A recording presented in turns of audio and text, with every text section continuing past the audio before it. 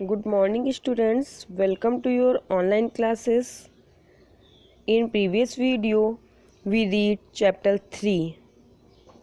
Now, in this video, we read chapter 4, Air. हम लोग air के बारे में जानेंगे, समझेंगे एयर क्या होती है। एयर को ना तो हम लोग देख सकते हैं ना ही टच कर सकते हैं, ओनली फील कर सकते हैं। हम लोग बोल सकते हैं it is a mixture of various types of gases, moisturisers, water vapour ETC। और एयर हमारी अर्थ पे सब जगह पाई जाती है, एवरीवेयर प्रेजेंट है। एयर जो है वो हमारे एक तरीके से बोल सकते हैं टेम्परेचर को बैलेंस कर के रखती है, एक प्रेशर लगा के रखती है पर्सन के हर चीज़ के ऊपर। और हर ब्लैंक जगह पे, कहीं भी हर जगह पे कोई भी जगह ब्लैंक होती है वहाँ एयर पाई जाती है। एयर जो है वो हमारे अर्थ के चारों ओर एक एटमॉस्फेयर बनाती है। एटमॉस्फेयर का मीन्स हम लोग कह सकते हैं कि a huge blanket of air that surrounds earth is called atmosphere. Atmosphere means एक, जैसे हम लोग ब्लैंकेट लेते हैं और उससे अपने आप को पूरी तरीके से कवर कर लेते हैं, उसी तरीके से एयर जो है वो हमारी अर्थ को पूरी तरीके से कवर किए हुए है फुली। और जिस तरीके से वो हमारी अर्थ को कवर करके रखे हैं उसको हम लोगों ने बता दिया, एक एग्जांपल दे दिया ब्लैंकेट का। तो उस पूरी एयर को से जो हम लोग कवर हैं उसको हम लोग एटमॉस्फेयर बोलते हैं। एटमॉस्फेयर जो है वो हमें प्रोवाइड कराता है ब्रीथ लेने के लिए ऑक्सीजन, बहुत सारी सन रेज जो हार्मफुल है हमारे लिए उनसे प्रोटेक्ट करता है। और वो एयर, वो गैसेस और वो रेज हमें प्रोवाइड कराता है जो हमारे लिए ज़रूरी हैं। एटमॉस्फेयर जो है वो बहुत सारी, हमने अभी बताया कि एयर जो है वो वेरियस टाइप की गैसेस से मिलके बनी है। तो जो गैसेस हैं उनमें सबसे ज़्यादा nitrogen, oxygen, argon, carbon dioxide और भी बहुत सारी वाटर वेपर, डस्ट, ये सारी चीज़ें के कंपोजिशन से ये बनी हुई है। Now we read this chapter. Start. Air दिया है चैप्टर स्टार्ट में, our earth is surrounded by a huge blanket of air called atmosphere. All living beings on the earth depend on atmosphere for their survival. और इसी atmosphere पे जितने भी living beings हैं, चाहे वो प्लांट्स हों, एनिमल्स हों, ह्यूमंस हों, वो अपने जीवन के लिए डिपेंडेंट हैं। It provide us the air we breathe and protects us from the harmful effect of the sun rays. It provide us the air, ये हमें एयर प्रोवाइड कराती है ब्रीथ के लिए और सन की बहुत सारी हार्मफुल रेज से हमारा प्रोटेक्शन करती है। Without this blanket of protection we would be baked alive by the heat of the sun during day and get frozen during night. Bake means होता है पक जाना। हम लोग बोलते हैं कि किसी भी चीज़ को बेक कर लो, जब हम लोग किचन में होते हैं तो बेक मीन्स पका देना। तो ये अगर एटमॉस्फेयर का ब्लैंकेट ना हो प्रोटेक्शन के लिए तो सन दिन के टाइम में, डे टाइमिंग में हम लोग सन की हीट से बेक्ड हो जाएं, बिल्कुल पक जाएं, और नाइट में फ्रोज़न जम जाए बर्फ़ से, इतनी ठंडक हो। एयर क्या करती है, हमारी सर्दी और गर्मी, हीट और रात के ठंडे मौसम दोनों का बैलेंस बना के रखती है, जिससे ना तो बहुत ज़्यादा ठंड होने पाती है और ना ही बहुत ज़्यादा गर्मी। और हर जगह एक जैसा, मतलब टेम्परेचर इफेक्ट तो होता है बट फिर भी बहुत ज़्यादा उसको बैलेंस करके रखती है। So it is the mass of air that has made the temperature on the earth livable. और इसी एयर के ही कारण अर्थ का टेम्परेचर हमारे जीवित रहने के योग्य है। दिया है, do you no carbon dioxide released in the atmosphere creates a green house effect bye trapping the heat radiate from the earth. Carbon dioxide हमारे अर्थ पे ग्रीन हाउस इफेक्ट के लिए हम लोग कह सकते हैं मेन है, या इसी के कारण ग्रीन हाउस इफेक्ट बढ़ रहा है। ट्रैपिंग द हीट रेडिएट, क्योंकि ये अर्थ पे हीट का रेडिएशन बढ़ा रही है। It is therefore called the green house gas and without it the earth would have been too cold to live in. और इसको हम लोग ग्रीन हाउस गैस के नाम से भी जानते हैं। इसके बिना अर्थ इतनी ठंडी हो जाए कि हम इस पे जीवित नहीं रह सकते हैं। तो हम लोग अगर क्वेश्चन है, एक क्वेश्चन बनता है कि which gas is called green house gas, तो carbon dioxide is known as green house gas. Green house gas कौन सी है हमारी? Carbon dioxide. कार्बन डाइऑक्साइड को हम लोग ग्रीन हाउस गैस बोलते हैं। However when its level in the atmosphere increase due to factory smoke और car fumes the heat retained increase the temperature of the earth. Atmosphere में factory car से निकलने वाले धुओं से एटमॉस्फेयर में कार्बन डाइऑक्साइड बढ़ रही है, जिससे हीट बढ़ रही है और अर्थ का टेम्परेचर बढ़ता जा रहा है। और जब बहुत ज़्यादा टेम्परेचर हो जाता है तो उसी को क्या बोलने लगते हैं? This is called global warming. मतलब ग्रीन हाउस का मतलब हो गया इतना हीट मेंटेन करके रखना कि अर्थ पे जीवित रहने के लिए जितने भी लिविंग थिंग्स हैं वो जीवित रह पाएँ। लेकिन जब बहुत ज़्यादा हो जाता है टेम्परेचर तो वो क्या है? ग्लोबल वार्मिंग है। This rise in temperature caused the snow in coldest part of the world to melt. As a result, the sea level rise causing floods in the coastal areas. There may be drastic change in the climate of place leading to extinction of some plants and animals in long run. और इसी का global warming का effect है temperature बहुत ज़्यादा बढ़ने का, कि हमारे बहुत सारे एरियाज़ में जहाँ पे स्नो मतलब बर्फ़ पाई जाती है वो मेल्ट हो रही है। जैसे ग्रीनलैंड, अंटार्कटिका या माउंटेन्स पे जो बर्फ़ है वो मेल्ट हो रही है, और मेल्ट होके जो वाटर है उस वाटर से सी लेवल इंक्रीज़ हो रहा है, समुद्र और ओशियन बढ़ रहे हैं, और जिससे बहुत सारे एरिया जो हैं वो एक्सटिंक्ट होते जा रहे हैं, मतलब समुद्र में ही छुपते जा रहे, विलुप्त होते जा रहे। बहुत सारे प्लांट्स और एनिमल्स भी एक्सटिंक्ट होते जा रहे हैं। हमारा क्लाइमेट बहुत ज़्यादा चेंज हो रहा है, कोस्टल एरियाज़ में फ्लड्स आ जाती है, ऐसे बहुत सारी घटनाएं हो रही हैं।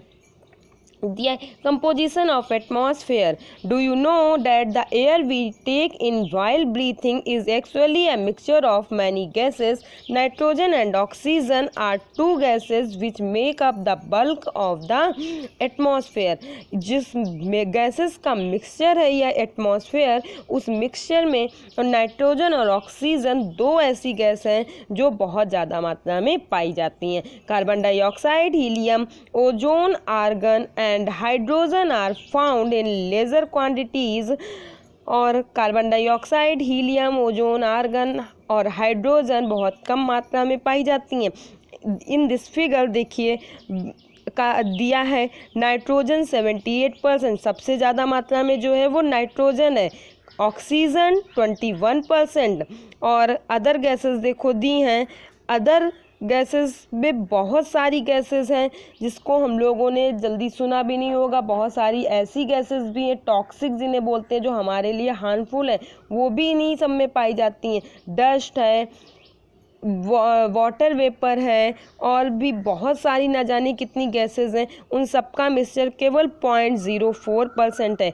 ऑर्गन गैस 0.93% है, और कार्बन डाइऑक्साइड 0.03। सोचो कार्बन डाइऑक्साइड ओनली 0.03% है, तब इतना टेम्परेचर बैलेंस करके रखती है। अगर ये दिन पे दिन बढ़ती जाएगी, और कार्बन डाइऑक्साइड बढ़ती कैसे?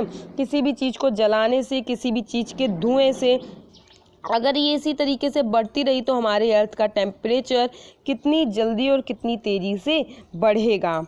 आगे दिया है apart from these gases tiny dust particle are also present in air. बहुत इन गैसेस के अलावा बहुत सारे डस्ट पार्टिकल्स भी हमारी एयर में पाए जाते हैं। The pie chart give you the percentage of different constituent of air. Nitrogen is the most plentiful gas in the air. Plentiful means बहुत ज़्यादा मात्रा में पाया जाने वाला। When we inhale, we take some amount of nitrogen into our lungs and exhale it। जब हम लोग सांस लेते हैं, इनहेल मीन्स सांस लेना, अंदर करना, और एक्सेल मीन्स बाहर निकालना, तो कुछ मात्रा नाइट्रोजन की भी हमारे लंग्स में पहुंचती है और बाहर निकलती है। But plants need nitrogen for their survival. लेकिन प्लांट्स को नाइट्रोजन ज़रूरी होती है उनको जीवित रहने के लिए। They can not take nitrogen directly from the air. Bacteria that live in the soil and roots of some plants take nitrogen from the air and change its form so that plants can use it। Plants directly इस gas को नहीं लेते हैं, वो उनमें जो bacteria पाए जाते हैं और ये अपनी रूट्स के थ्रू नाइट्रोजन को टेक करते हैं और यूज़ करते हैं। Oxygen is the second most plentiful gas in the air. Humans and animals take oxygen from the air as they breathe. Green plants produce oxygen during photosynthesis. Humans और animals oxygen को सांस लेने में use करते हैं। Green plants oxygen की ही presence में photosynthesis means अपना भोजन बनाते हैं। एक ऐसा प्रोसेस जिसके थ्रू फोटोसिंथेसिस, ऐसा प्रोसेस जिसके थ्रू सनलाइट की प्रेजेंस में प्लांट्स अपना फूड मेक करते हैं। In this way oxygen content in the air remains constant. और इस प्रकार ऑक्सीजन जो है वो भी समान मात्रा में हमारी अर्थ पे पाई जाती है, एयर में पाई जाती है। If we cut trees then this balance get disturb. अगर हम लोग पेड़ काटेंगे तो हमारा ये जो ऑक्सीजन या गैसेस का जो बैलेंस है वो डिस्टर्ब होगा। Carbon dioxide is another important gas. Green plants use carbon dioxide to make their food and release oxygen. Carbon dioxide दूसरी इम्पॉर्टेंट गैस है। Green plants use carbon dioxide to make their food and release oxygen. Carbon dioxide को अपने food को make करने में use करते हैं और तभी वो ऑक्सीजन को रिलीज़ करते हैं। ह्यूमंस और एनिमल्स रिलीज कार्बन डाइऑक्साइड, और जो ग्रीन प्लांट्स हैं वो ऑक्सीजन रिलीज़ करते हैं, कार्बन डाइऑक्साइड यूज़ करते हैं। ह्यूमंस क्या करते हैं, कार्बन डाइऑक्साइड रिलीज़ करते हैं और ऑक्सीजन यूज़ करते हैं। अब सोचो कितना बैलेंस बन के चल रहा है। हम लोगों ने कार्बन डाइऑक्साइड रिलीज़ की और उन्होंने टेक कर ली, और उन लोगों ने ऑक्सीजन रिलीज़ की, हमने टेक कर ली।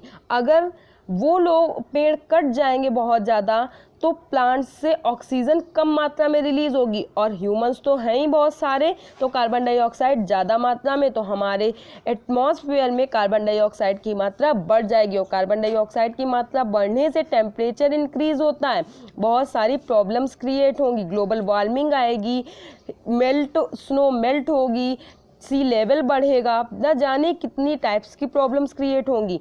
और अगर हम लोग प्लांट्स ज़्यादा से ज़्यादा लगाएंगे तो हमारी कार्बन डाइऑक्साइड को उतनी ही ज़्यादा मात्रा में बैलेंस करके रखेगा। इसीलिए बोलते हैं कि डोंट कट ट्रीज। आगे दिया है the amount of carbon dioxide released by humans and animals seem to be equal to the amount used by plants which make a perfect balance. जितनी मात्रा में ह्यूमंस और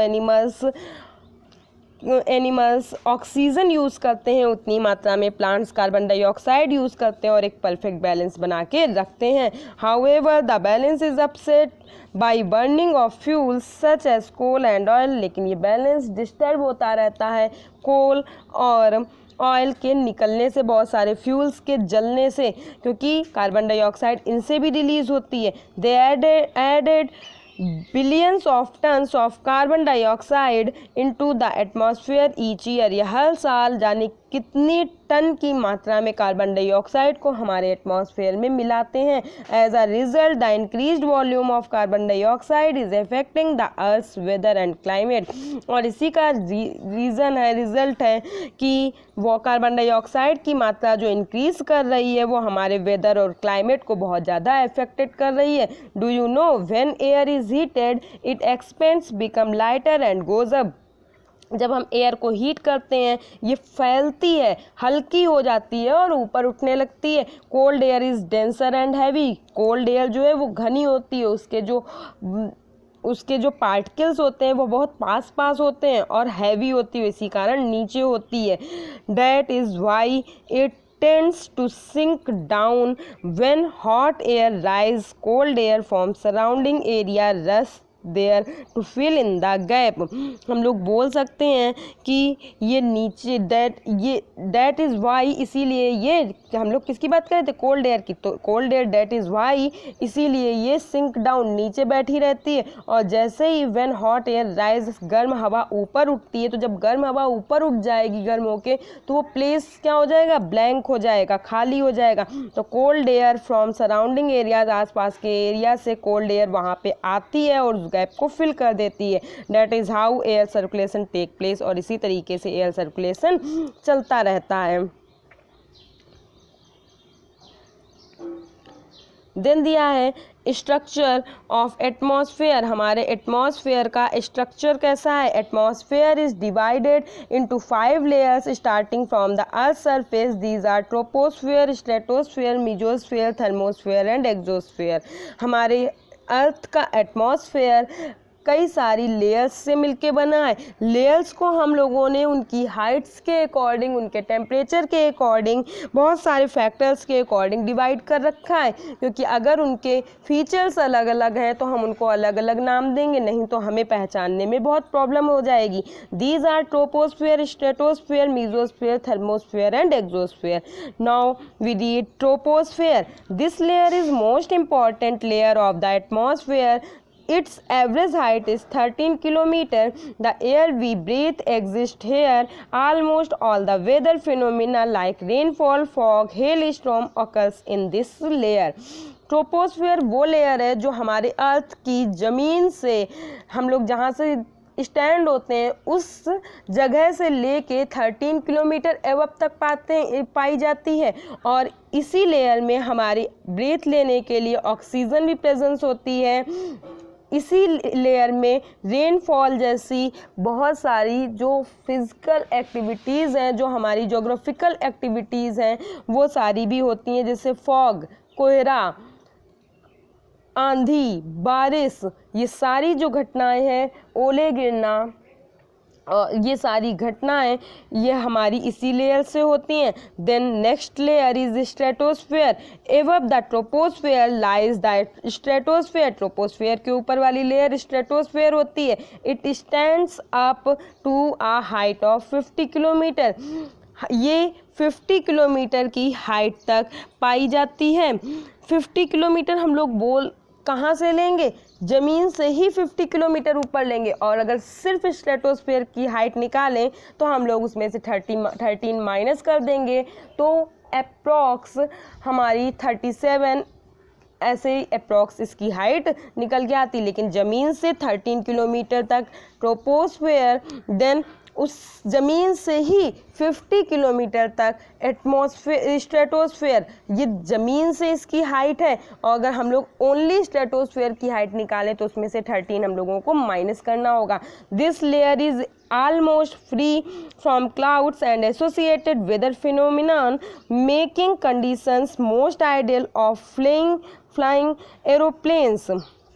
this layer is almost free from clouds. ये layer clouds से free होती है। Associated weather phenomenon, और यहाँ पे मौसम की जैसी कोई भी घटनाएं नहीं होती हैं। Making condition most ideal for flying aeroplanes, इसीलिए यहाँ एरोप्लेन्स उड़ सकते हैं और ये लेयर एरोप्लेन्स के उड़ने के लिए बहुत अच्छी है। One important feature of stratosphere is that is contain a layer of ozone gas, और इसी लेयर में हमारी ओजोन गैस भी पाई जाती है। We have just learn how it protect us from the harmful effect of the sun rays, और हम ऑलरेडी पढ़ चुके हैं कि हमारी ओजोन लेयर किस तरीके से सन की हार्मफुल रेज से हमें प्रोटेक्ट करती है। एरोप्लेन्स के लिए ये लेयर क्यों अच्छी है? क्योंकि यहाँ पे मौसम जैसी कोई भी घटनाएं नहीं है। हमें पता है कि जब हमारे यहाँ कोहरा होता है बहुत ज़्यादा मात्रा में, तो ट्रेन्स तक रोक दी जाती हैं या उनकी स्पीड तक कम हो जाती है, क्योंकि सामने दिखता नहीं। ऐसे ही एरोप्लेन्स के लिए भी जितनी बारिश है, कोहरा है, ये सारी चीज़ें बहुत डिस्टर्ब करती हैं। तो ऐसी जगह जहाँ पे कोई डिस्टरबेंस ना हो, वो जगह हमारे लिए सबसे अच्छी होती है, और हमें स्ट्रेटोस्फीयर में वैसा ही बिल्कुल माहौल मिलता है। Then next layer mesosphere, this is the third layer of atmosphere, it lies above the stratosphere, it extends up to the height of 80 kilometre, और ये अर्थ से ही 80 किलोमीटर की हाइट पे है। 80 किलोमीटर हम लोग बोल सकते हैं कि 50 माइनस कर दो तो ओनली 30 किलोमीटर इसकी हाइट है। This is the third layer, ये थर्ड लेयर है, and meteoroids burn up in this layer on entering from the space. Space में पहुंचने के लिए जो मेस्ट्रॉइड्स होते हैं, हमारे तारे होते हैं, वो इसी लेयर में आके जल जाते हैं। Thermosphere, in thermosphere temperature rise very rapidly with increasing height, height घटने के साथ साथ हम इसका टेम्परेचर जो होता है वो बहुत तेज़ी से बढ़ता जाता है। दिया है ionosphere is a part of this layer, और इसी लेयर का एक पार्ट है ionosphere. It extends between 80 to 400 kilometre, 80 से 400 किलोमीटर तक पाई जाती है। मतलब 80 मीटर की हाइट तक पहुंचने के बाद ये लेयर पाई जाती है, और कहाँ तक? 400 किलोमीटर की हाइट तक। This layer help in radio transmission, और ये लेयर रेडियो ट्रांसमिशन के लिए हमारी अच्छी है। In fact radio waves transmit from earth are reflected back to the earth by this layer, और इसी लेयर से रेडियो वेव्स हमारी अर्थ पे पहुंचती हैं और अर्थ से फुल से रिफ्लेक्ट होके इसी लेयर में आती हैं।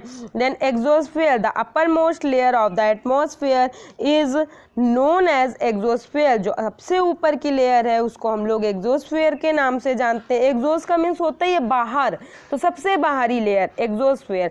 This layer has very thin air, light gases like helium and hydrogen float into the space from here, और ये लेयर जो है वेरी थिन एयर, यहाँ पे बहुत कम मात्रा में एयर होती है। सबसे हल्की गैसेस हीलियम और हाइड्रोजन इसी लेयर में होती हैं, और ये स्पेस से बिल्कुल पास में होती है। हम लोग लर्न कैसे करेंगे ट्रोपोस्फेयर स्ट्रेटोस्फेयर की किस लेयर के बाद कौन सी लेयर है?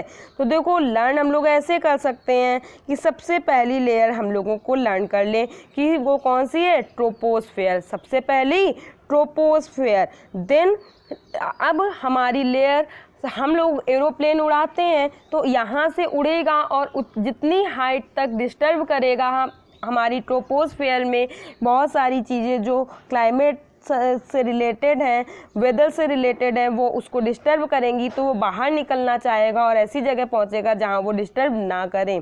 तो जैसे ही वो बाहर निकलेगा तो किस जगह पहुंच जाएगा, स्ट्रेटोस्फेयर में। तो सेकंड लेयर वो होगी जिसमें हमारे एरोप्लेन्स उड़ते हैं।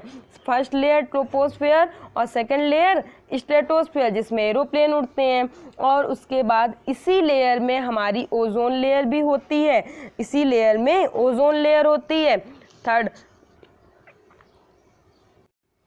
देन हमारी जो मिडिल लेयर होगी वो हो जाएगी मेसोस्फेयर। मिडिल वर्ड भी एम से बन रहा है और मेसोस्फेयर भी एम से बन रहा है, तो हम लोग लर्न कर लें कि 5 लेयर्स में मिडिल एम से, तो मेसोस्फेयर फर्स्ट हो गई ट्रोपोस्फेयर, सेकंड हो गई स्ट्रेटोस्फेयर, क्योंकि इसमें एरोप्लेन्स उड़ते हैं तो ये सेकंड नंबर पे आ जाएगी, उसी में ओजोन लेयर भी होती है। थर्ड हो गई हमारी मिडिल से मीजोस्फेयर, मिडिल से मीजोस्फेयर। देन फोर्थ, अब हम लोग जितने ऊपर जा रहे हैं टेम्परेचर क्या हो रहा है, बढ़ रहा है। और टेम्परेचर से रिलेटेड कोई भी चीज़ होती है तो टी से स्टार्ट हुई, या फिर हम लोग थर्मल मीन्स गर्म होना, तो थर्मल से ही वर्ड बन गया थर्मोस्फेयर। क्या वर्ड बन गया, थर्मोस्फेयर। तो देन फोर्थ लेयर हमारी कौन सी हो गई, थर्मोस्फेयर। और हमने कहा सबसे बाहर, तो बाहर को बोलते हैं एक्सो, एक्स तो ई एक्स से बन गई एक्सोस्फेयर। फर्स्ट हो गई ट्रोपोस्फेयर, सेकंड में एरोप्लेन आने चाहिए तो एरोप्लेन होते हैं स्ट्रेटोस्फेयर में, तो हमारी सेकंड हो गई स्ट्रेटोस्फेयर। थर्ड है हमारी मिडिल लेयर, तो मिडिल एम से होती है तो एम से मीजोस्फेयर। देन टेम्परेचर बढ़ रहा है, टेम्परेचर के लिए हम लोग थर्मल वर्ड यूज़ कर लेते हैं गर्मी के लिए, तो थर्मल से बन गई थर्मोस्फेयर। और सबसे बाहर के लिए ई एक्स, एक्स जैसे वर्ड से ही बाहर निकलने वाले सारे वर्ड्स बनते हैं, तो हमारा वर्ड बन गया एक्सोस्फेयर। तो लास्ट लेयर हमारी एक्सोस्फेयर। और इस तरीके से सारी लेयर्स हमें लर्न हो जाएंगी। हाइट लर्न कर लो, फर्स्ट वाले की 13, सेकंड वाले की 13 से 50, सेकंड वाले की 13 से 50 और 50 से 80, 80 से 400 और देन 400 के बाद बाहर की जितनी भी हाइट है वो किसकी हो गई, एक्सोस्फेयर की। दिया है let's do for 10 days note down weather report from a local newspaper and observe the change occurring in the weather.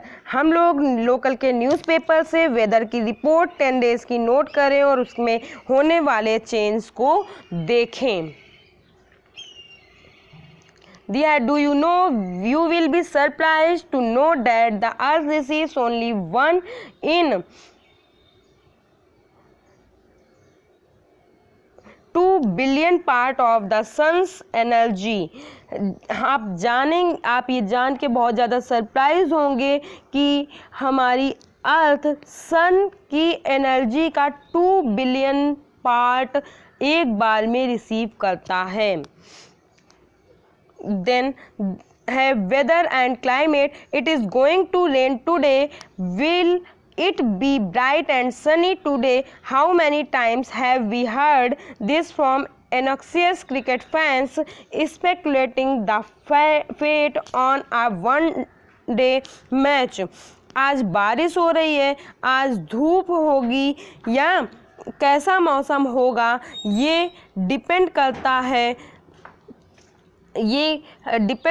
है क्रिकेट के फ्यूचर पे। क्रिकेट ये ऐसा हम लोगों ने क्रिकेट फैन से बहुत बात सुना होगा। If we imagine our body to be a radio and the mind its speaker, weather is something that fiddles with its controls knobs.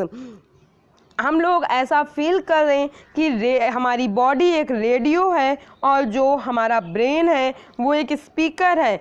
तो हमें लगता है कि हमारा जो मौसम है वो इसके कंट्रोल में बटनों से बहुत ज़्यादा क्या करता है, छेड़छाड़। फिडल मीन्स छेड़खानी करना, मतलब बहुत ज़्यादा डिस्टर्ब कर देना। Weather is this hour to hour day to day condition of the atmosphere. Weather जो है वो हर घंटे अलग अलग होता है, हर दिन अलग अलग होता है, हर घंटे बदलने वाली कंडीशन को वेदर बोलते हैं। अ हॉट और ह्यूमिड वेदर में मेक वन इरेबल। हॉट और ह्यूमिड जिसमें कहते हैं बहुत उमस है, वो क्या करता है, हमें चिड़चिड़ा बनाता है, हमें चिड़चिड़ाहट लाता है, हमें नहीं पसंद होता है। अ प्लीजेंट ब्रीजी वेदर में make on one cheerful and even plan for an outing. और प्लीजेंट बहुत अच्छा सुहावना मौसम, ठंडी हवा वाला मौसम हमें खुश करता है और कहीं बाहर जाने के लिए प्लान बनाने को कहता है। Weather can change dramatically from day to day. Weather दिन पर दिन बहुत ड्रामेटिकली तरीके से चेंज होता है। ड्रामेटिकली कहते नहीं है ड्रामा कर रहे हो, मतलब एक उसका कुछ भी निश्चित फॉर्म नहीं है कब कैसा हो जाएगा। However, the average weather condition of a place for a longer period of time represents the climate of a place, और हम लोग क्लाइमेट जो है वो इसी वेदर से, मतलब हल्की गर्मी, थोड़ी बड़ी, थोड़ी कम हुई, थोड़ी बड़ी, तो उसके एक एवरेज निकाल लेते हैं कि इस एरिया का टेम्परेचर गर्म ही हमेशा रहता है, इस एरिया का टेम्परेचर हमेशा ठंडा रहता है, यहाँ हमेशा बारिश ही होती रहती है, और यही जो लंबे समय तक चलता है इसको हम लोग क्लाइमेट बोलते हैं। Now do you understand why we have daily weather forecast. आप समझ गए होंगे कि हम लोग डेली वेदर फॉरकास्ट क्यों करते हैं, डेली मौसम का अनुमान क्यों, फॉरकास्ट मीन्स अनुमान लगाना, क्यों मौसम चेक करते हैं, क्यों मौसम का अनुमान लगाते हैं। So in this video we read this part, हम लोग बस यहीं तक रीड करेंगे, और remaining part of this lesson we read in next video. Thank you class, thank you very much.